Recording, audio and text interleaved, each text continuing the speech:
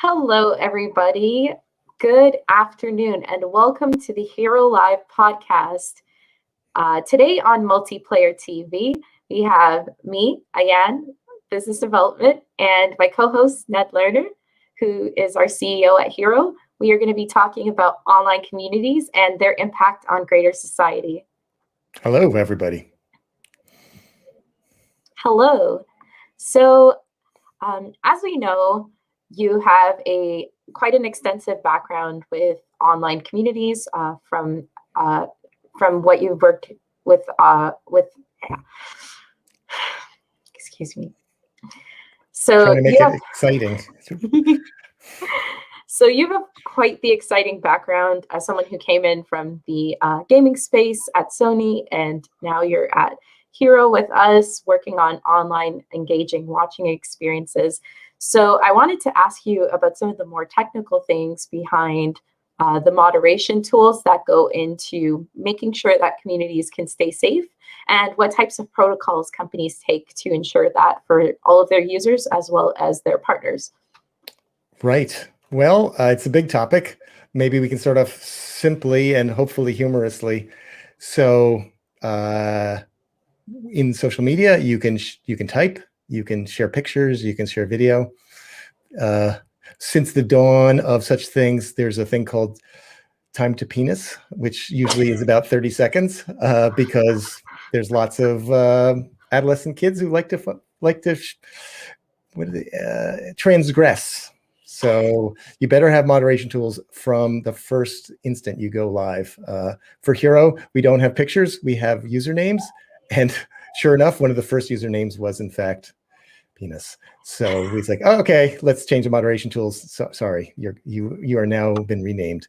So yeah, it's real. I don't think people are trying to be mean. Most people, they're just joyriding is my view of it. Most people.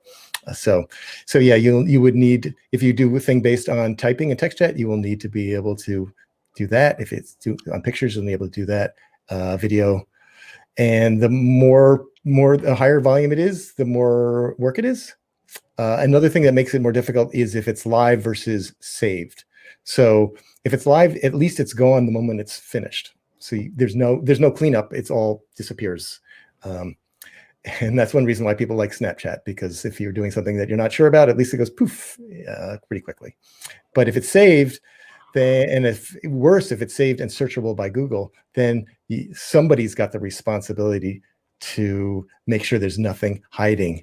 And that, it doesn't sound bad if there's 10 comments, but if there's 10,000 comments, that can really be painful and expensive. So that's just the tip of the iceberg.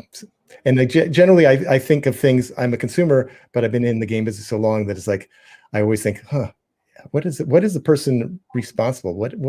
What troubles do they have? Because again, if you haven't walked in a mile in the other person's shoes, you really shouldn't be criticizing them too much. You gotta take the big picture view of things. Yeah, so I definitely noticed that there's an issue with that, especially from moderating collegiate communities. People typically have like inappropriate usernames, or they'll post inappropriate memes. And you're right, like if it's live, it's like, okay, it's gone. But then if it remains on a Twitch mod, it's like, oh no, we're screwed. Right. Yeah, and moderation, I mean, we're talking about, there's all sorts of things to screw up. So one is you can incite violence. That's against the law. So that is a bad idea. That is not a freedom of speech issue. You can defame people, and that's also against the law. That's not a freedom of speech issue. But yeah, just like joyriding in public and messing up somebody's broadcast, that's not against the law. In that case, okay, then the company or the person is responsible for, there is no other layer of responsibility. So you have to take charge. You have to have tools. So yep. Don't we love that? The only people that get in trouble are those that are facilitating the experience. Well, that's interesting, because you would think, so YouTube is part of Google. It's got billions of dollars, thousands of people, but the way the laws are set up is Google isn't that responsible, to be honest. It's mostly the people, the streamers and who their response. If you post something to YouTube, YouTube thinks that you're going to police the comments you get. And so again, if you get 2 comments, no problem. If you get 20,000 comments, Google's like, you deal with it. And by the way, if you screw up, we'll ban you.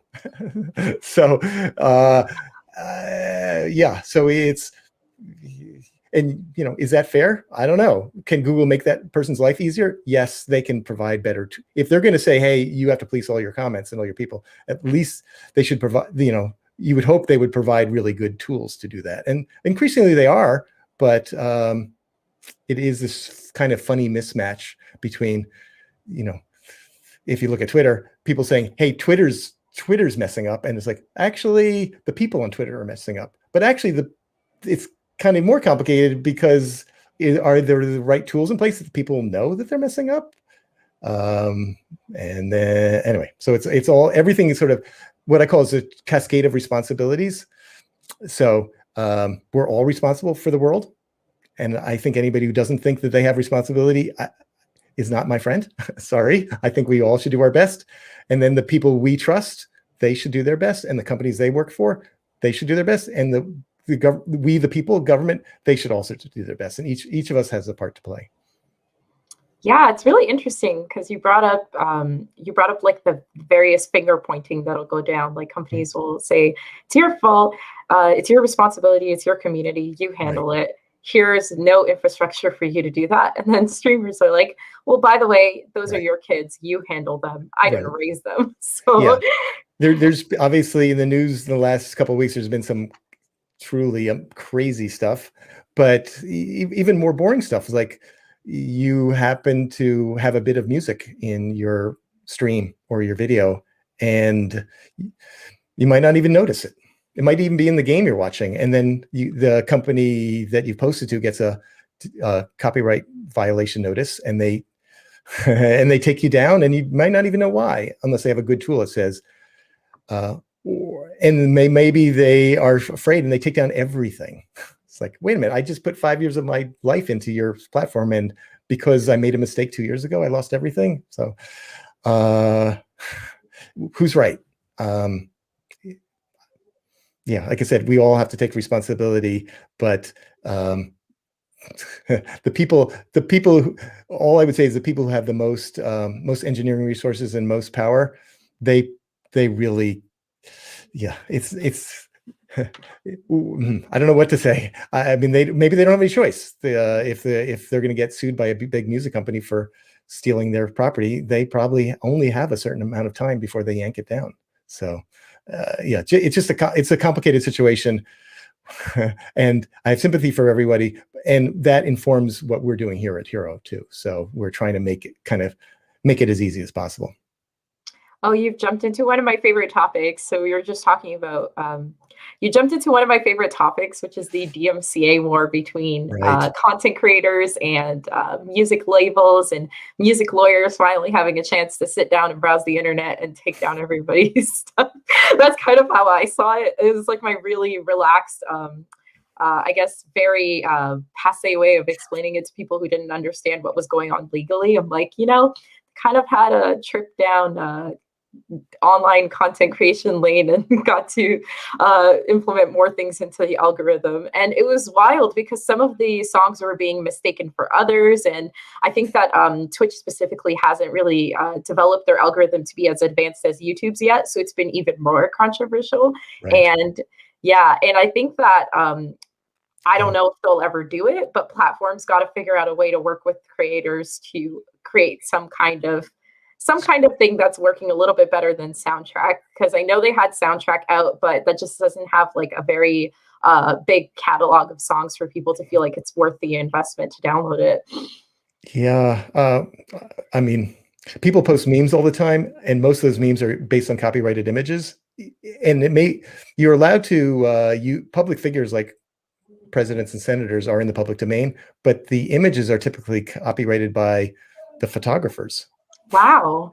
And so, here's a whole class of copyright violation that is ignored. And the music people, I think music copyright violations are easier to detect because of technical reasons. So, you get tons and tons of takedown notices for short musical clips and no takedown notices for people copying photos. And I think confusion about this in some ways makes the public discourse even less sensible, because at some level we all are very comfortable with posting these photos, and maybe some people know they better not post music, but they don't quite know why, and it just doesn't make sense, which I think drives everybody crazy. And I think we tend to finger point.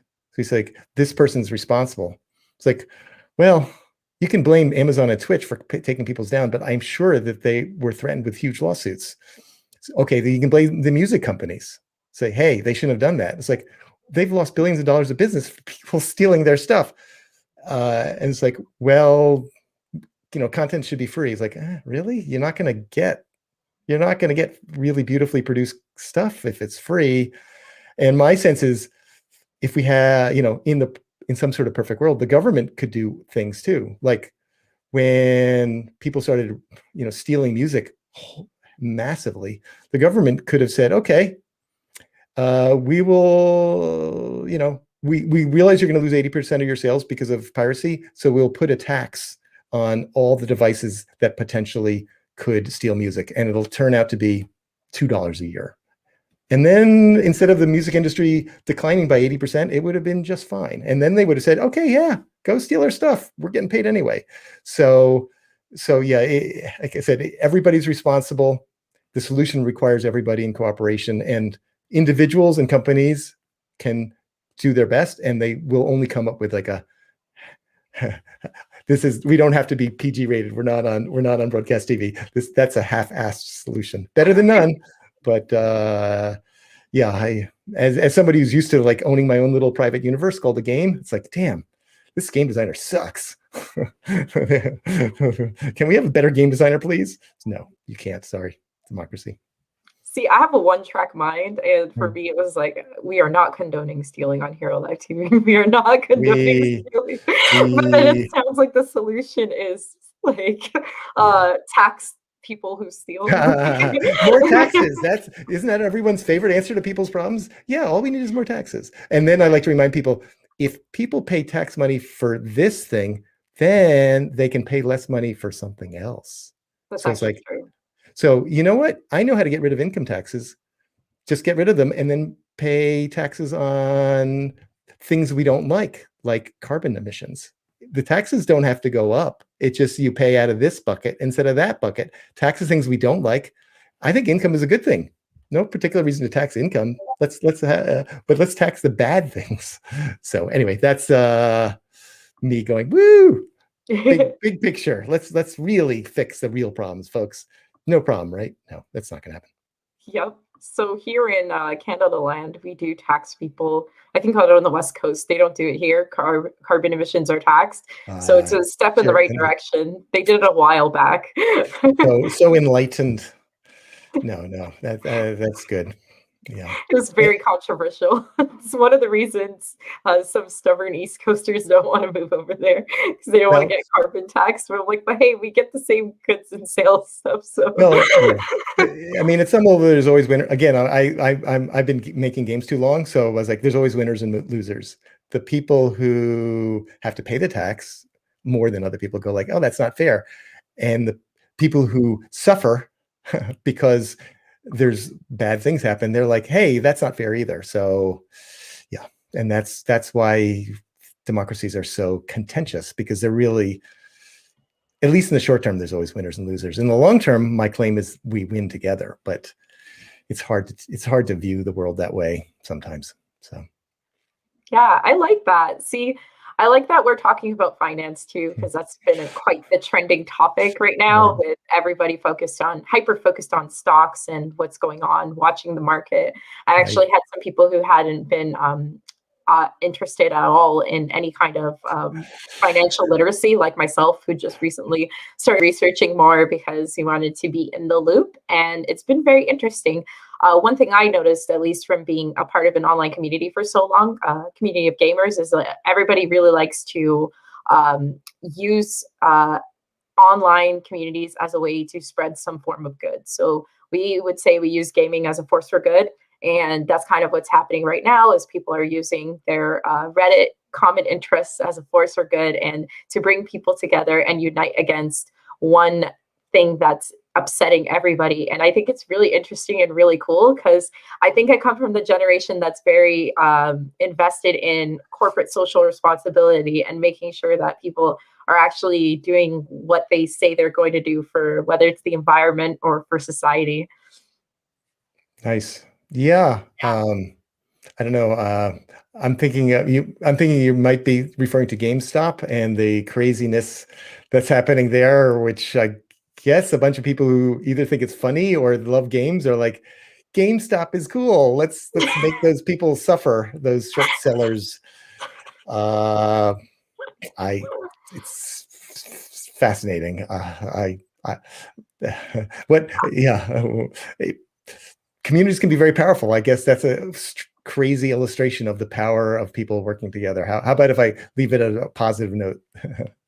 Yeah, so that's interesting too, is I don't know if you heard about this, but back when there were some protests going on, one of the biggest contributors to helping out people who were protesting were actually K-pop fans. So they were already viral on Twitter for spreading fan cams, and what they would do is kind of spam very bigoted tags with K-pop videos and just clean them up. And it was really interesting, because the algorithm would only see K-pop videos.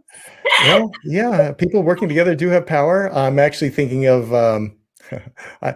the people who are spamming Proud Boys with like gay themes, which I thought was totally appropriate.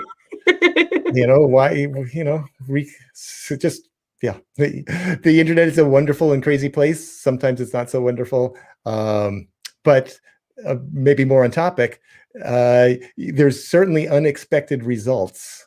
And, again, who's in control? So that quickly, is it who's right? I don't know. Sometimes. So I have my own opinions, obviously, at some points in time, but I do think it's like all powerful tools. It can be a force for good. It can be a force for profit. It can be a force for, like I'll call it joyriding, or humor. And I'm not a believer that there's people who are inherently evil. I just think people are just have such different worldviews that they can't accept the other person's worldview, and then that's what, and maybe those worldviews are completely unacceptable. I like things better 3,000 years ago. It's like, really, you want stoning for when we weren't even alive? You forgot to sacrifice your bullock, so that's it. You're done. I mean, people are really complicated. So, and pretending they're not is not going to get you a very satisfactory result, I'm afraid. So that's actually really true. If you look for madness long enough, eventually you'll find it. So well, I hope you're not talking about me personally. Sorry, no. I couldn't resist. We're all crazy in our own small ways. That's fine, as long as we're helping each other. Yeah. So the K-pop fan in me was really excited when the K-pop fans were finally getting positive attention, because we have quite the notorious reputation on public platforms like Twitter, for example. K-pop fans will always post their fan cams of their favorite celebrity, and it's seen as distasteful, but it actually stems from forum culture. So we would always top the pages of our forums with our favorite celebrity. So when you do that in an open space like Twitter, it's kind of distracting, because you can't do that to posts that are completely unrelated. And it definitely put a bad taste in people's mouths, where they would say, out of nowhere comes a K-pop fan with a video that's completely unrelated to this post and shares it. The good news is, if you do want to share those experiences with your friends and watch them alongside like-minded people, we were just talking about DMCA too. Hearo is a platform that actually recognizes that copyright law is a thing. So if you want to have other like-minded K-pop fans to share your content with legally, you could do it using our watch party services. Right. Yeah, we how would I say? We respect digital rights management. We respect copyrights. It means that you have to pay for things that cost money on Hearo, and that's one of our most common customer complaints. Hey, what do you mean I have to pay for Netflix? what? It's pretty good. You know, I understand if you don't have a job, you can't afford $15 a month, but yeah, sorry, I can't fix that.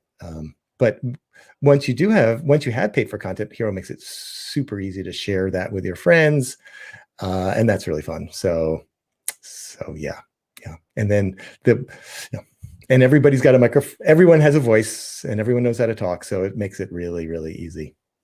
Yeah, and that's one thing I enjoy too, because I feel like I feel like platforms today are very centralized and focused on content creation, which is amazing. A lot of people are doing really cool and creative things, but sometimes you just want to sit back and watch with your friends and enjoy what someone else has created. So it's really cool that there's a place where that's possible to do now. And I know that I have partaken in some different complicated measures in the past that were really out there. Like, we would figure out the weirdest ways to stream to a group of friends, and none of them were ideal. They were just very complicated. Yeah. So we've grown up in a world of mass media and broadcast, which means they blast a signal out to you, and there could be a million people watching the same thing, but they're all watching separately. You know, it's a million-person audience of ones, and it's like, that's kind of strange. If a million people are watching, I think some of them would actually like to, you know, connect with each other while they're watching. And that's the way games work now. In the old days, it was a million audience of one, but now it's like, yeah, you just pile into a big room and hang out together. So which is awesome. So that's the change we see happening. Broadcast was one way. Now we're consuming broadcast on two-way devices, and it's like, why don't we let people connect while they're watching? And I think that will, to some extent, change broadcast. A lot of broadcasts are set up to be like your virtual friends, whether you're watching Friends and you're like, oh, I kind of like you're hanging out with them. Kind of, you're like the shy person in the corner, but you're still kind of there. Or even watching a basketball or football game, and you know, your friends are the commentators, and you can imagine yourself being in the room with them quietly, but you know, they're your virtual friends. But now with Hero and going forward, you can have your real friends watch with you. So you don't need the commentators second guessing everything and filling up the space because there's no actual humans there, because you can do it with your real friends. And you can even become a broadcaster and start to be your own commentator and have your own audience. So which will then bring us back to what about following the laws? What about copyrights? You know, what's legal? And as you're saying, yeah, we're trying to be very strictly adhere to those laws, but we can only do our part. You guys got to do your part too. You've got to follow the rules. Yeah. And if not, we'll get into trouble, which means you'll get into trouble. So there. Thank you. Yeah. So I want to bring it back to influencers and people who kind of make sure that people who join and participate in communities aren't just flies on the wall. They're actually involved members and engaging with them and taking care of what it is that their interests are. So like, I really like to refer to heroes, party leaders as party heroes, because I thought it was really cute, and I'm praying that it's going to stick on, or else I'm goofy when it doesn't. But I like it. I'm going to hire this person. Yeah, so I was thinking about when it comes to party heroes and responsibilities and the kinds of things and content that they'll be streaming as well, and the type of environment that they're going to create, because it's really interesting. Like Heroes got a very closed atmosphere compared to other platforms where it's more of an open setting that everyone has access to. What are your thoughts on that, and how that will contribute to its growth? So I like party heroes, but I don't like closed atmosphere. Sorry. I think maybe I might use the word private versus public. So yeah, it's more of a safe space because it's just you and your friends. And even if you do make your space public, it is really easy you just push a button and the people who are annoying disappear. To me, it feels Twitter does not feel like a safe space. Sorry, Twitter. And YouTube comments are like, oh my gosh, why do they even exist? But yeah, Hero we're built to be a party, as you were saying. and the party is about there's party hosts, and the party hosts decide who they want to their party, and that I think works really well. It's understandable and sensible and safe. Now you might think, well, is that big enough? Because I only want to invite 5 people or maybe 50 people to my party, and with the Super Bowl, you're going to get 5 million people. And our answer is pretty simple. It's like, well, it's just lots of parties. It's like, it's not one party. You can have one, your friend can have one, 1,000 people can have parties. So we scale up by having more and more groups. Not the normal social media thing is just everybody piles into the same space. And then after 10,000 people, it gets pretty messy and noisy and kind of useless. But I think that's a byproduct of their design. If you're designed with text chat, you need a couple thousand people before there's any response at all, because most people don't type. In fact, I think on social media, like less than 1% of people will type a response. So, you're going to end up with thousands of people in your party. In Hearo, where everyone's voice and everyone has a live microphone, you only need 2 people to carry on a conversation. 4 is fine, 6, 8, and even at 10 or 12, it starts to be kind of crowded. So we don't need to have 1,000-person room to have a vibrant conversation. We only need 2. And therefore, so again, piling more and more people in that room actually doesn't really, it just changes the experience. Yeah, at that point you get muted. That's the Zoom thing. You invite 1,000 people, 997 are muted. It's like, and then you're back to broadcast. You might as well just watch it on your TV. So we're a little safe space, but we grow by just having more and more friends groups instead of just lumping everybody together. Yeah. So makes it easy to moderate too. Yeah, I had some nostalgic flashbacks to watching Twitch chat. I don't do it anymore for my own sake, but I would watch Twitch chat every time I would watch live streamed LCS matches. And then I also would join TeamSpeak to run tournaments with my friends. And as everybody was coming in, it was super chaotic because I think their mute function was just different. So you would just have a bunch of yelling people right before a tournament starts, and there's like hundreds of them. And I'm like, this is just too much, like sensory overload. I'm like, no, thank you. The only thing I want to do about the content I'm consuming, I don't really want to hear everybody else yelling at each other. Yeah. What I remind people is when you go to a big stadium with 10,000 fans, you can hear everybody, but they all blur together into a roar. And sometimes the roar is great because it's your team just won. Okay, great. And sometimes roar is annoying because you're trying to talk to your best friend who's 1 foot away from you. But when it's not roaring, you actually see these lots of little clusters of 2, 4, 6, 8 people who are sitting next to each other, and they're kind of talking within the big group. In the virtual world, we can make that perfect and smooth, that each group has its own little space. It's like a luxury box at a stadium, and we grow by having more and more luxury boxes.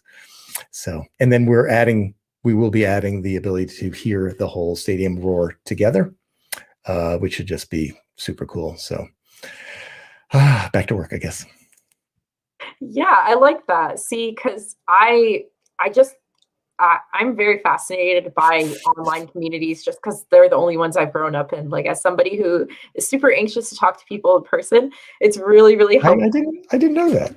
I actually am. So when I first meet people, yeah, it's really interesting. I guess we kind of gave it away that everyone's kind of remote right now. But as I meet people for the first time, I'm always really awkward and very nervous. And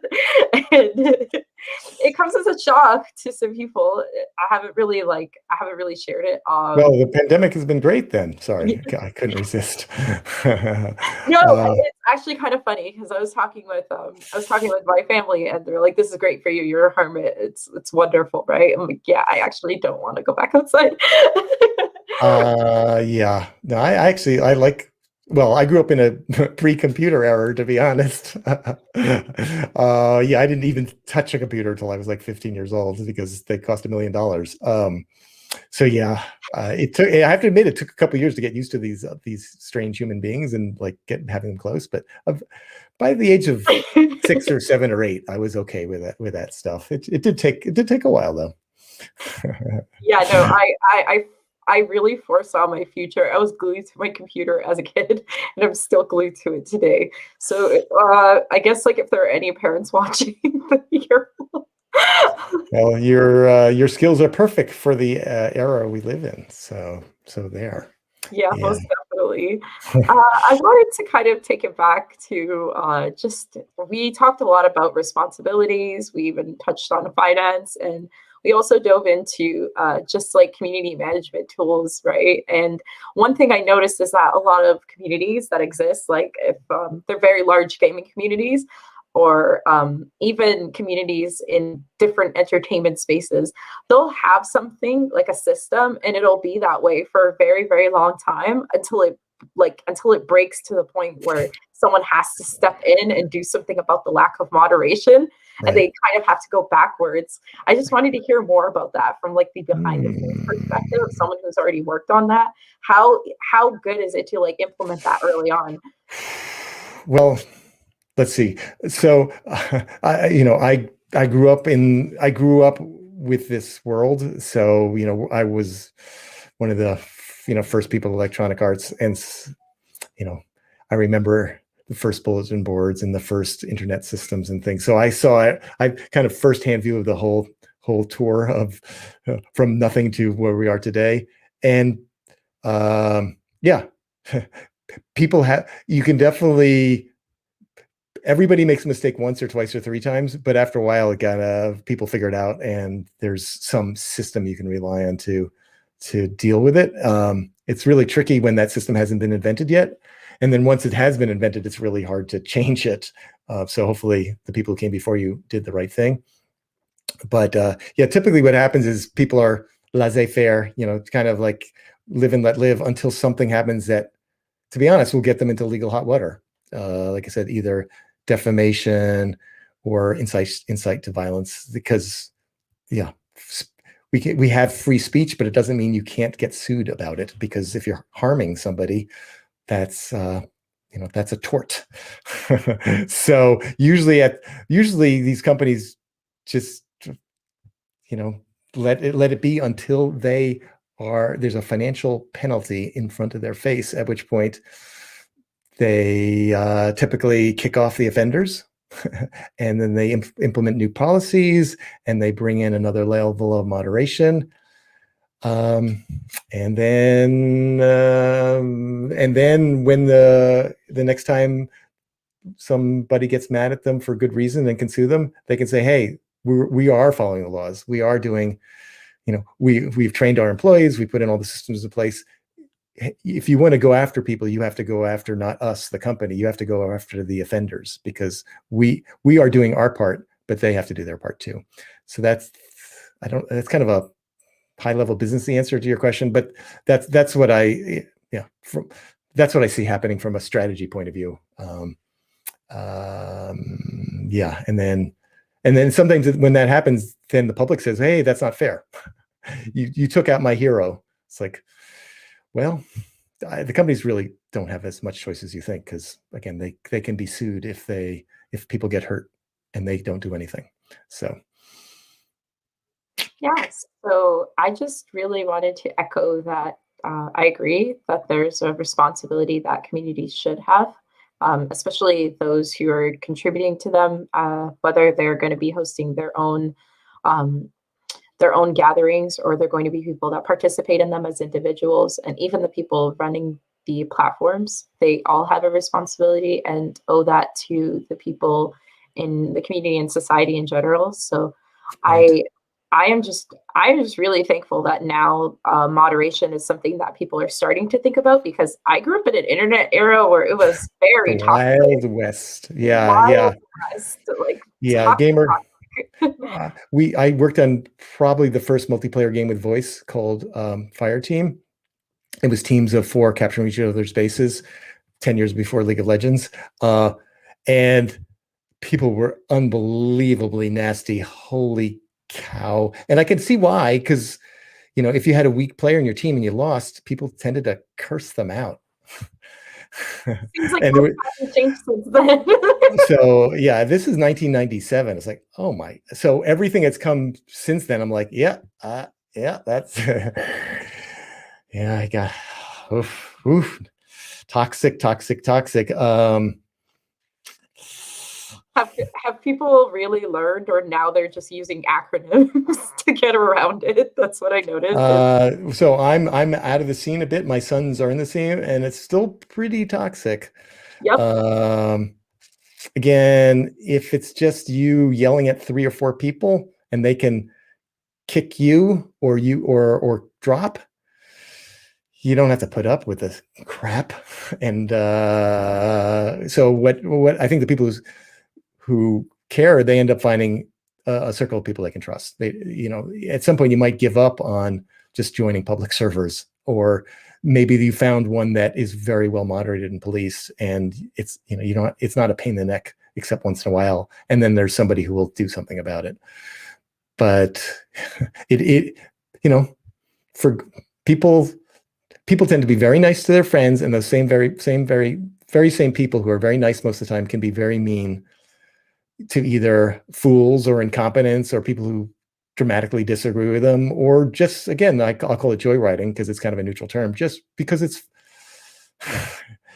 people get a kick out of kicking other people sometimes. Apparently chimpanzees and dogs do too. So it's not like, I wish we were morally superior, but the societies have hierarchies, and people like to enforce those hierarchies. And but one thing I will say is that I wish the way to learn proper behavior is from your parents and from your teachers and from your role models. And if you're a journalist, you will go to journalism school, and they will drill into you essentially a code of conduct. Or if you're an attorney, or if you're a doctor or an accountant, there is no code of conduct for because online is so democratic and everyone can do it. There is no code of conduct. There is no education, and the parents don't know it because it's too new. And so one thing I hope happens now is that people understand that, you very carefully, hopefully, teach your children how to eat without slobbering food, and to clean up their rooms, and to be polite. And I think eventually you will need to also teach your children what being a good internet citizen is. And maybe that should even be part of not just the parents' responsibility, but the teacher's responsibility, and the people who are on the internet today. If you want the internet to be a better place, do it. Do it. Make it part of your company. Make it part of your policies. Spend the time educating people. It's, just saying it's not my problem makes the world a worse place. Saying it is my problem, and I'll do whatever I can to fix it, that makes the world a better place. Yeah, I like that. That's really philosophical. Like, be the role model that you wish to see. Be the change that you wish to see, the leader. Exactly. Yeah. And Exactly. it has And don't assume people know. Like I said, you were taught by somebody, and you and I have both seen the results of what happens if people are not taught. They run wild, and they think it's funny, and it is in some very short term kind of way, but yeah, sorry. Don't do that. Don't do that. Yeah, anonymity grants, like, a lot of people, I guess, Yeah. they feel like this right to be very mean, and it's kind of But interesting. what's, I've had because of my career, I've had the advantage of, like, talking to people who've done this for a living, and anonymity comes up first. But honestly, people are pretty mean when they're not anonymous.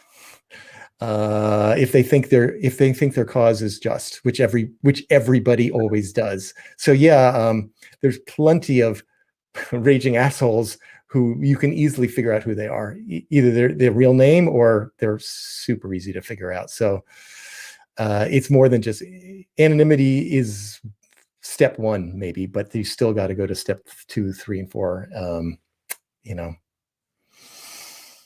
Yeah. So. Yep. That's insightful. And yeah, I guess to kind of wrap things up, I just wanted to say thank you for sharing that insight. And also, it's really important for anyone that's watching, or even just even for us to remember, is that we are kind of managing people's safety in a very big way. So it's important for us to uphold that same role model standard, and also expect it of everybody else, because we're all going to be contributors to society in the end. And I want to live in a good one. It's been a Yeah, chaotic 2 years. right. I really want to relax right now. Yes. Yeah. Yeah. Yeah. And what can I say? Thank you. Yes. Yeah. Yes. We should all put our, yeah. I if you want to blow people's heads up, do that in computer games, but you don't have to be mean to them. Does that make any sense at all? I think it does. If you're a gamer, it makes, you know what I'm talking about. There's play by the rules, and then there's play dirty. And yeah, have fun, play, go crazy, but treat everyone with the respect that they deserve, because they're human beings. So exactly. Yeah, thank you so much, Ned. Okay. Well, that's the end of our Hero Live multiplayer TV podcast. Once again, I'm Ayan. I do biz dev, and this is Ned. He is my co-host, Right. CEO of Hero Live. And if you'd like to stay in touch and pay attention to more updates, feel free to hit the subscribe button. We will be going live every week on Thursday evening at 2:30 PST, which is 5:30 EST for anyone who's watching. Thank you so much. Have a great Okay. day. Take care, everybody. Thank you. Bye. Bye.